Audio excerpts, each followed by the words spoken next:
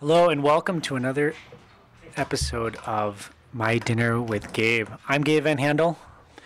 I'm Zav Play. And this is our show for the week of September 28th. Yada, yada, yada, yada, yada. Yes, and tomorrow, we do our show on Friday, but because we're having our big fundraiser tomorrow, we're going to do our show on Thursday night. Mm-hmm. So tomorrow is Friday night, and hopefully when you tune into My Dinner with Gabe, you'll be hearing all kinds of crazy rock bands at Linneman's. Absolutely. So, your box office news for September 21st through the 23rd. Take it away, Xavier, with the top 10 box office for that weekend. Okay. Well, you know what, Gabe? It is not queued up in our computer here. So give me 1 second. Or unless you're talking about these ones, the films that are opening. No. Okay. Well, then it'll take 1 second for me to find that. In the meantime, what are the films that you saw this week? Well, we're going to be talking. This week's show is going to be about P.T. Anderson. We're doing a big P.T. Anderson show, a big retrospective about his career, which he's become one of the most beloved and watched and generally admired filmmakers in Americana and in worldwide cinema. Mm-hmm. But his films have reached an audience of numerous sorts and of numerous people, and people that don't necessarily love cinema as much and are more into entertainment or into blockbuster filmmaking have even found a voice for artistic cinema in his work. And people that are fans of really profound and really brilliant cinema just find him a really encouraging and really touchable and really direct filmmaker who makes films about our families, about our lives, about our personalities, about our hopes and dreams, and sometimes most admirably, our failures and our shortcomings.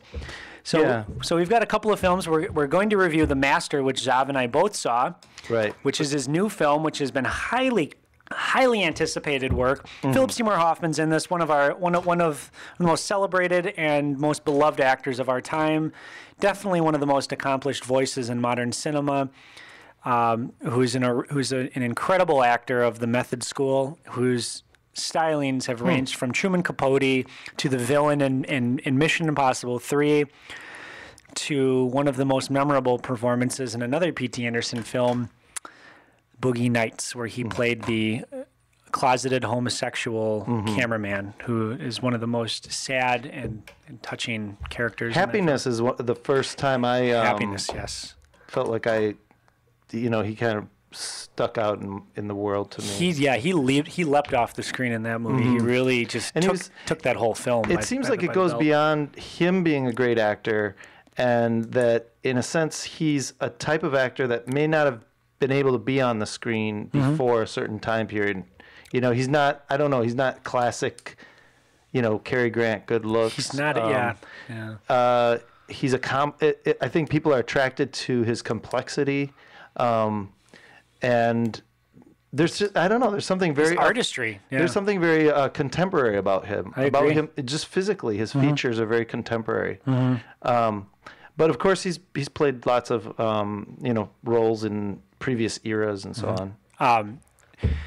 What's it? Doubt being maybe the best one of that whole. I mean, he's just incredible in that film. He's just so sad and so alive and tender, and so full of mystery and violence. And I think that's one thing that people really relate to on him, is that he's alternately tender, and then he can be very violent and very mean and very intense and very self-centered. He's a very human actor, and he has a great range that can express and wither within the moments of a minute. But not to prolong this too much, but what do you think makes him? Why do you call him a method school? Well, because he takes his characters and he promotes them through his own memories. A lot of the dialogue that he comes up with, he did study in the method school. But I mean, at this point in this day and age, is a method school? I mean, is it even? There's so many different. It's not really relevant, but he does style himself after Marlon Brando, and he does work in the same way that Brando worked, whereas he takes the material that's on script, that's on page, and he also chews it up with his own memories and his own ramblings and his own stream of consciousness style. And he does a lot of takes, and he works very well with directors and other actors, and he tries to change the material, and he dives into the material as each take is somewhat different, and they try to figure out, how do we stay to the script without changing, the material of the script, right, but maybe find a nuance that changes the meaning of this scene, or that ushers in another layer that builds the meaning not only to the individual characters, but to the plot and the story as it relates to culture as a whole. I mean, he's an actor that thinks beyond his own performance. Right. He's directed a very ambitious film of his own called Jack Goes Boating, which is kind of a little... Oh yeah, it's a little superficial for my taste and a little melodramatic, but it's very ambitious for an actor turned director's first feature. But okay, so the top 10 films. box office. Okay, I found it. I don't know if I found it in the place where you normally show it to me, but it is here. Okay. End of Watch has the top box office this week. Number 1. Yep. And it's $13 million. Yep. House at the End of the Street comes second. It's got low ratings, but it's grossed $12 million.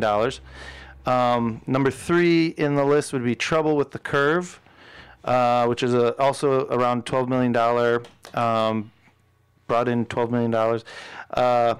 Finding Nemo 3D, which is obviously an old film being do you know if it's at all different? It's in 3D. It's just in 3D. That's it. It's the same film. It's amazing that everyone would go back and see it again. Well, I'm going to talk about that it didn't bring in the numbers that they were hoping.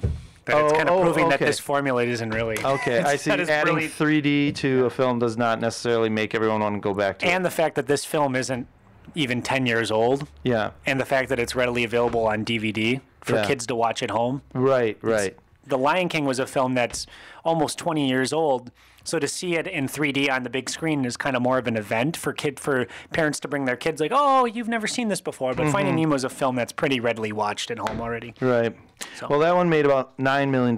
Then Resident Evil Retribution, which it looks like it's been kind of panned by the critics, came in with $6 million in the 5th place of... If you have it, if you're ranking them by, I don't know. Yeah, by just amount that it made. Yeah. Like if it's a race or something. Then Dread 3D comes in at $6 million.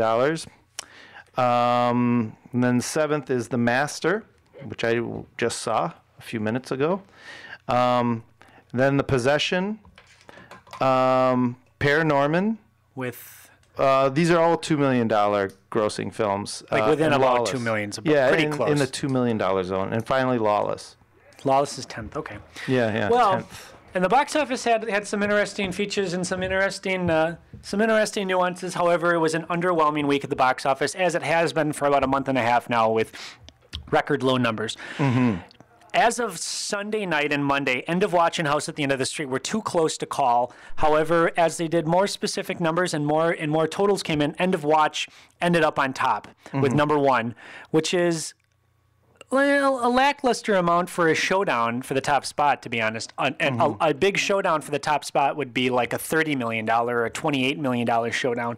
So this isn't really that imperative to either studio. Neither one of them was really waiting to see who won. End of Watch is typical cop numbers movie, although this movie's been getting fantastic reviews, and it's supposed to be a totally above average cop movie, which kind of surprises me that it's not pulling in more movie. This is a movie that they were hoping that the outstanding reviews and the very visually and aesthetically driven trailer-based ad campaign was going to really usher in a lot of people, and the vibrancy and the likability of Jake Gyllenhaal's Man of the World features were going to hopefully bring in a good male and female audience, but it just didn't do it. However, it does have an A- cinema score, which does usually lead to a decent or a good longevity at the box office and a good word of mouth. So hopefully that will help it pass the $28 million mark, which is where a lot of these sort of middle-of-the-road cop movies that have gotten much worse reviews end up going, especially ones that premiere around that same low entry into the box office. Street Kings and Brooklyn's Finest both made less than this movie in its opening week, and they both finished around 27 to 28 million. So hopefully this film, which because of its very cinema verite, matter of fact point of view, handheld camera. It's not a found footage movie, but it's a film that is shot by the main characters. So hopefully that with keeping the budget low helps this movie, which I feel deserves a good take, something that's done originally and done with a little intelligence. I want to see this film, but I'll be honest, I'm probably not going to get to it till it's on video, as there are two other films that I would definitely want to see first, one of which I'll be talking about in a minute with an opening film. House at the End of the Street. Now, this is a film that I knew from the second I saw a trailer for it in June was going to be kind of a stinker. It's PG-13. It's a house at the da-da-da-da title, which is always just like a lame excuse for a horror film to begin with. But it did better than most horror house titled movies of late. Silent House did 6.7. Dream House, which was so bad, did 8.1. But it's also behind Last House on the Left, which came out 2 years ago with 14.1. Both House at the End of the Street and End of Watch are inexpensive, lightly marketed films that did slightly above average numbers for their respective genres, cop film and house/horror film. Hopefully profitable for their mid-level small distributors, Open Road, which did End of Watch, and Relativity Media, which has been the little studio that could lately with House at the End of the Street. Trouble with the Curve, which is the baseball-based new Clint Eastwood film with Amy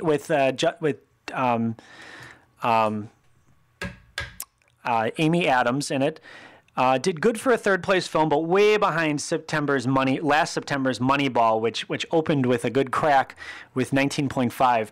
It's the sixth all-time baseball movie opening, but way down from Eastwood's last appearance as an actor in Gran Torino's 2008 impressive opening with $29.5 million. But it has done better money and better opening weekends than other Eastwood-directed films of late, like last year's J. Edgar, which only pulled in 11.2, and 2010's Hereafter, which pulled in 12. Both of which are intelligent, slightly disappointing films that didn't reach their respective more arty audiences that Warner Brothers was hoping that Eastwood's renaissance as a open-minded filmmaker in his golden years would reach. Eastwood may have slipped a little bit too with his weird Republican chair-hitting convention appearance, which we talked about a couple of weeks ago on this show, and with the addition of an extra wild card in each league, baseball fans may have stayed at home for a more competitive than usual late September Major League Baseball season. Finding Nemo 3D is lower than predicted, way lower than predicted. Half of the Lion King's take at the box office at this point, proving that this 3D resurrection renaissance thing is just worn out its welcome, and it's maybe coming to an end. The newest Resident Evil 5 dropped 68% in its second week, which is the worst dip in this series so far. This series is definitely not going to have a part 6. There's just way too many signs that are pointing at the fact that this series debuted the second worst in the series and that this is just losing money. Even its diehard fans are getting tired of this premise. Dread, however, the Dread movie. This, even despite its strong, really potent reviews, proves that even the fanboy buzz and the focus isn't enough of a market to give a movie its strong box office performance. There just aren't enough video game and comic book reading, male, violent movie-loving fans to give it the kick it needs. This took in less than 1/3 of Kick-Ass's Kick-Ass's take, 19.8, and half of the original Judge Dredd opening, 12.3, which was considered a flop when it opened 17 years ago. That's just kind of sad. Suggests that its entire run will probably only bring in about 20 million, despite strong reviews, a great tomato meter score leading up to the release, and an insanely great reception at Comic-Con, which virtually all the buzz among the target audience was positive, including fanboys, early reviews among fanboy critics and Harry Knowles of AintItCool.com who touted it easily what's going to be the most entertaining film of the year. Kind of disappointed that this movie didn't pull in the sarcastic numbers that I feel it deserved. Opening. So maybe that's because you're one of those nerds. I am. I know. I should go see. Dread 3D. It seems to me like, there's been the Avengers and there was the Batman, and those had huge draws. But Dread maybe that's just a little too far off the radar for the average person. It's absolutely correct because it's pointed at the off the chart comic lover, the off the grid, more avant-garde or more like in tune fanboy, but they just don't make enough in the market. And a lot of those people, I'll be honest, they stay on their computer a lot, and they're probably ripping the movie off on torrent at home. So I'll bet about a third of I know a lot of people that saw the movie. Yeah. In fact, for a fact, I know that a lot of people who've seen this movie watched it on a cam rip that was at their house. I know 7 people that watched it. I said, go see this movie in the theater, dang it. Like, you're the reason that this film is dying at the box office. I yelled at people. I'm like, stop it. You're killing the last great American art form. So, I don't know. Maybe this is the new great American art form. Ripping I don't DVDs. know. Rip DVDs. Yeah, there you go. Yeah, it's an art. There you go. Stealing. Okay. Well, I think we could have a whole show about whether 5 shows. Really we could have 5 shows about that and still not cover a third of it. Yeah, opening this week. You read the synopses. Okay, so opening this week is Looper. Let's start with that one. Yeah, let's start with a good one. Well, okay. This is This is the movie that I want to go see besides Dread 3D right now because I saw The Master, so now I want to see some good trash, some well-reviewed trash. Okay. Well, as thought-provoking as it is thrilling. Oh, that's the critical consensus. Yeah. The synopsis. Okay, all right. I was going to read the critical consensus that's what I do first. Afterwards. Oh, okay. I see how it works. Okay, well, in the futuristic action thriller Looper, time travel will be invented. Okay. Oh, yeah? But it will be illegal and only available on the black market. Uh-oh. When the mob wants to get rid of someone, they will send their target 30 years into the past, where a looper, a hired gun, like Joe, played by Joseph Gordon-Levitt, my name's Joseph is Gordon-Levitt, waiting to mop up. Joe is getting rich and life is good. Until the day the mob decides to close the loop. We're done. Sending back Joe's future self, played by Bruce Willis. Hey, it's me. For assassination. Uh-oh, hey, you can't kill yourself. Sounds really ordinary to me. Really? Well, what they've been saying about it is that it's actually a thought-provoking it turns out that is just the beginning premise. Like that's just the setup in the first 15 minutes. That's plenty of premise. It's just that's like the first 15 minutes. Okay, whatever. Yeah. But there's certain things about it that just they're just right there. There are so many things, the hired gun, the illegal black market aspect. I don't know why. It just seems like people get stuck in these patinas. These modes, these patinas. So what the critics have been saying pretty much across the board, thought-provoking, mind-bending. It's a fresh approach of entertainment, thrills, and intelligence, a thinking person's action film. Lots of violence, lots of good wit, lots of sarcasm, but also a really powerful, potent, and the love story, I guess, isn't annoying. It doesn't obstruct, it doesn't obscure, it doesn't fit in an ill way with the rest of the film. It all works together. I've been reading. But you have not seen the film. I have not seen this, and I really want to. Okay. I've been reading really strong 3.5-star reviews about this, and this is next on my list to go see. I just want to make this comment about science fiction that I think about a lot, which is that when I remember my dad was a physics professor, and when the web came along, he said, I've been working with physicists all my life, and we used to watch Star Trek and all these science fiction films. And he was like, the one thing we never thought of was the internet. We never thought of the internet. I mean, if you wanted to make a movie about the future in 1975 or 1960 or 1955, if you really had like X-ray vision into the future, you would think of the internet, And then the other thing that I, often think about is, you watch Flash Gordon, and all the same sort of patriarchal norms are in place. So, like, in the future, Flash Gordon is still the hero, and all the women are these sort of sublimated women, and everything. It's like people can think about technology changing, but they somehow can't think about culture changing. Yeah. And I feel like this description of Looper is exactly that. It's this sort of like 12-year-old mentality. It's all macho masculinity, futurism stuff, and they're not thinking about like how will culture evolve in the future. That's why I like Sleeper, because Sleeper's a great film. Because Woody Allen actually probably didn't really care too much about the sort of science fiction genre where it's all tech the focused. techie aspect of it. Yeah, that sort of overfixation on the technical, and he was more focused on just human beings and how they behave and interaction with each other. Yeah. I mean, by definition, a lot of his films are science fiction. I know we had this conversation before. Anyway, should we move on to Hotel Transylvania? Let's move on to the Hotel Borsylvania, because that's the next big film that's opening and is also not doing too well in terms of reviews. Borsylvania. Okay, Hotel Transylvania. Welcome to the Hotel Transylvania. Dracula, played by Adam Sandler. A lavish 5-stake resort. Oh, it's at his lavish 5-stake resort where monsters and their families can live it up, free to be the monsters they are without humans. The monsters they are without humans to bother them. On one special weekend, Dracula has invited some of the world's most famous monsters: Frankenstein and his bride, the Mummy, the Invisible Man, a family of werewolves, and more, to celebrate his daughter Mavis's 118th birthday. For Drac, catering to all these legendary monsters is no problem. But ... Read down. You want me to read more? Part of the plot. Yeah. Okay. All right. I'll read you more.